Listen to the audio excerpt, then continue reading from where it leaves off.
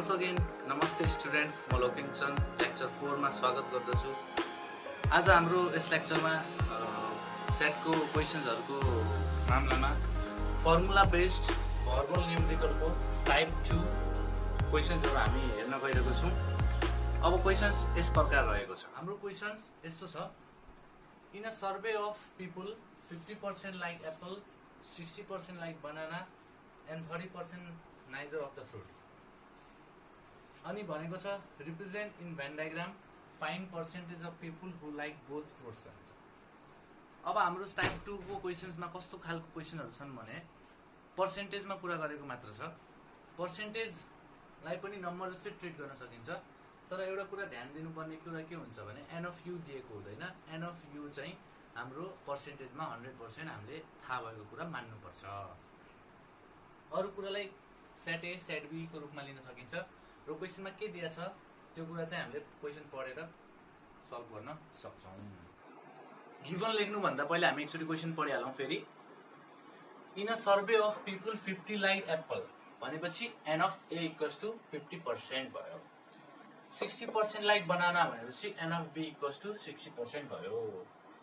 30% neither of the fruit भनेपछि 30% ले कुनै पनि फलफुल मन पराउँदैनन्, त्यो भनेको ए युनियन बी को कम्प्लिमेन्ट भयो। अब यसमा दिएको छैन n of U. N of U चाहिँ हामीले मान्न सक्छौं 100% र अर्को दिएको छैन find the number of people who like both fruits. Both fruits भनेको इन्टरसेक्सन खोज्नु पर्ने छ। यस्तो क्वेशनहरुमा हामीले जे खोज्नु पर्ने छ त्यसलाई x% मान्दिने। ल गिभन कुराहरु लेखौं। गिभन कुराहरु हेरौं है त। एन अफ यु 100% मान्न सकिन्छ। N of A 50%, n of B 60% र n of A union B को कम्प्लिमेन्ट 30%। त्यसैगरी n of A intersection B लाई चाहिँ हामीले x% माने। अब दुईटा सेट बनाऊ, यो ए यो बी, ए बी। अब सबभन्दा पहिले हामीले इन्टरसेक्सन पुट गर्नुपर्ने हुन्छ। इन्टरसेक्सन हामीले माने x%। अब त्यसैगरी हाम्रो यो भनेको यो खाली ठाउँ भनेको एन ओन्ली ए को लागि हो, तर हामीलाई दिएको छ एन अफ ए भनेपछि एन ओन्ली ए लेख्नलाई चाहिँ इन्टरसेक्सन घटाएर लेख्नुपर्छ कहिले पनि। 50 माइनस x, त्यसैगरी यता 60 माइनस x र बाहिर 30%। यो भयो हाम्रो रिप्रेजेन्टिङ इन भेन डायग्राम। अब हामी जान्छौं find the number percentage of people who like both fruits भनेको इन्टरसेक्सन हो। इन्टरसेक्सनलाई हामी फर्मुला पनि युज गर्न सक्छौं, भेन डायग्रामबाट पनि गर्न सक्छौं। हामी धेरै जसो क्वेशनहरुमा फ्रम भेन डायग्राम भनेको हुनाले चाहिँ म अहिले भेन डायग्रामबाट गए। फर्मुला पनि एउटै हो, भेन डायग्राम पनि एउटै हो, दुईटा रिलेटेड छन्। त्यसैले क्वेशनले चाहिँ भेन डायग्रामबाट सोध्ने हुनाले चाहिँ भेन डायग्रामबाट पहिला हामीले क्वेशन्सहरु फ्रम भेन डायग्राम भनेछ। फ्रम भेन डायग्राम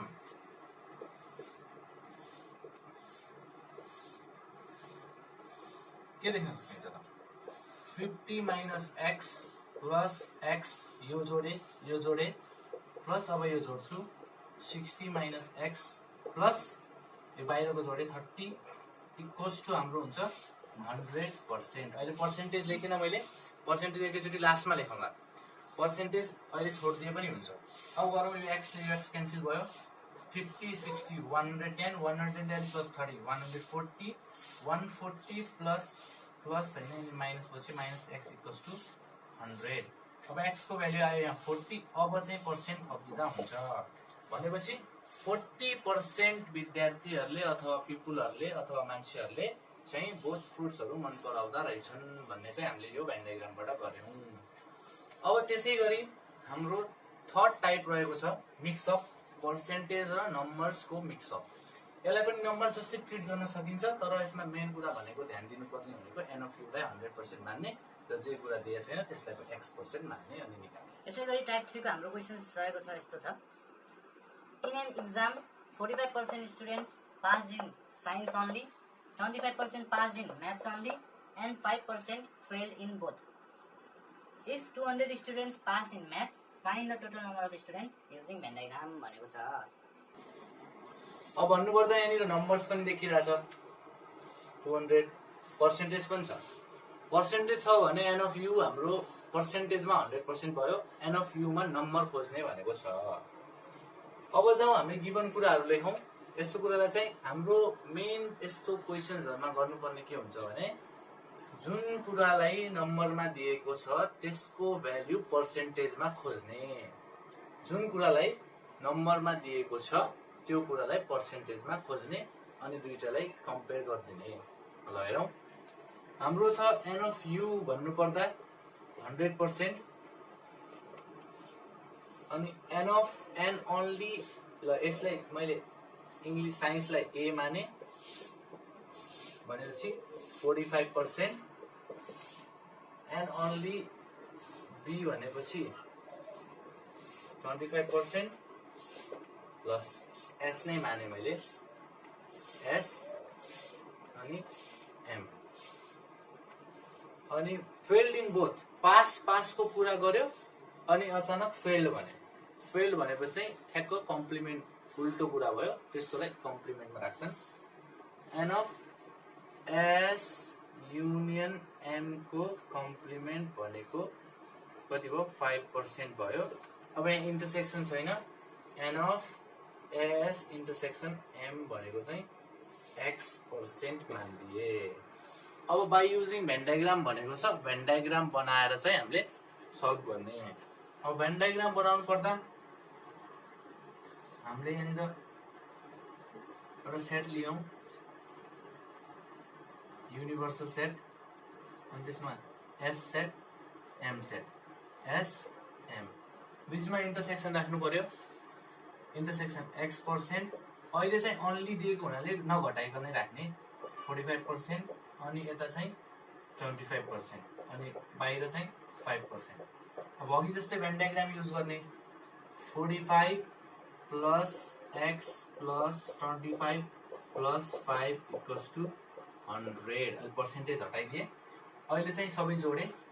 अब जोड्ने 30 75 plus x equals to 100, x equals to 25% भयो। अब यसले कसरी गर्ने, अब चाहिँ अगाडि भन्दाखेरि चाहिँ हाम्रो n of number of student pass in math दिएछ भने number of percentage of student pass in math हामीले खोज्नु पर्यो। Percentage of student pass in math भनेको कति भयो, n अफ m भयो। n अफ m भनेको n only m plus n of m intersection s भनेको n ओन्ली m भनेको छ हाम्रो 25% प्लस त्यो छ इन्टरसेक्सन छ 25% इक्वल्स टु 50%। 50% भनेको पर्सेन्टेजमा यति, उसमा नम्बरमा 200 भनेपछि अब हाम्रो के गर्न सकिन्छ भनेपछि n अफ u खोज्नु पर्ने।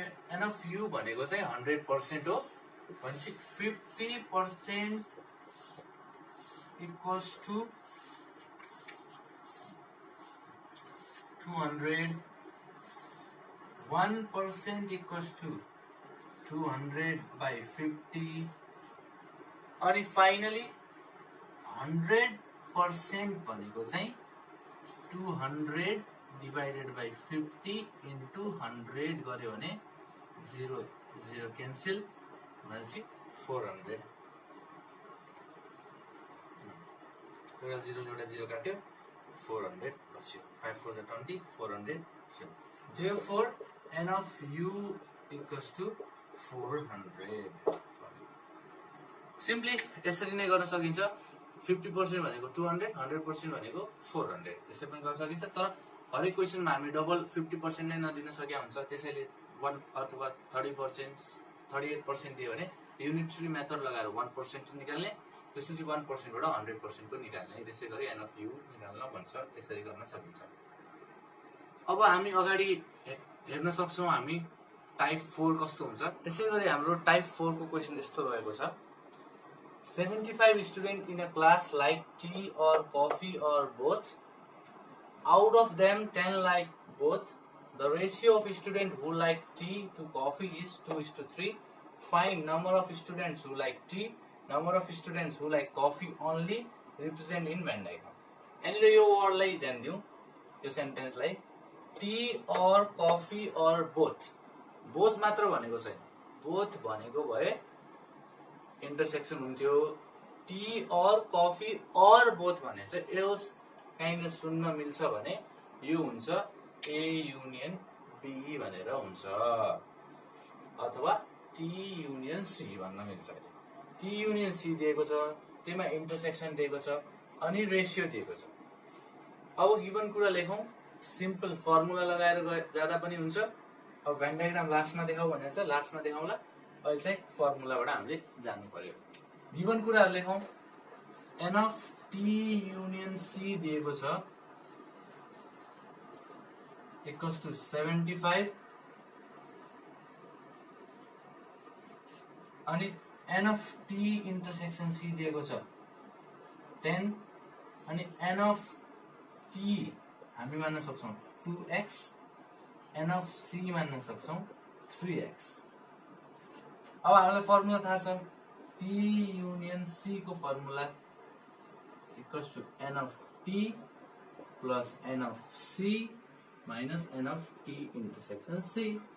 An of T union C 75 equals to 2x plus 3x minus 10, यता गएर 85 भयो इक्वल्स टु 5x, यता गएर प्लस भयो 5x इक्वल्स टु 85 और x इक्वल्स टु 85 अपन 5 भनेपछि कति भयो, 5 1 जा 5, 3 बज्यो 5 7 जा 30 भयो, 17 भयो। x को भ्यालु 17 आयो। अब find the number of student who like T भनेछ भने के खोज भने एन अफ टी खोज भनेको। एन अफ टी भनेको 2x मानेछौँ हामीले, 2 इन्टु 17, 7 2 जा 14, 2 1 जा 2 34 भयो। एन ओन्ली सी भनेछ, एन ओन्ली सी भनेको 3x minus n of C, n of C बाट इन्टरसेक्सन घटाउने, n of T intersection C घटाउने।